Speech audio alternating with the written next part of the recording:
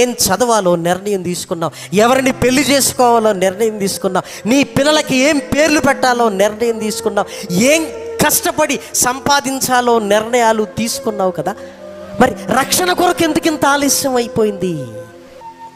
గాయపడిన ఆయన, బల్లెపు పోటు పొడవబడిన ఆయన, ఇదిగో దిగంబర దేహముతో శిలువ మీద మొలకు చిన్న వస్త్రమును కట్టబడిన మహనీయుడైన రక్షకుడు, రేయ్ ఇదిగో నీ కొరకు ఇలా అయిపోయినరా, ఒక్కసారి నన్ను చూడరా అంటున్నాడు. ఒక్కసారి నన్ను చూడరా, ఒక్కసారి నన్ను చూడరా, ఒక్కసారి నన్ను చూడరా అంటున్నాడు. ఎందుకో తెలుసా?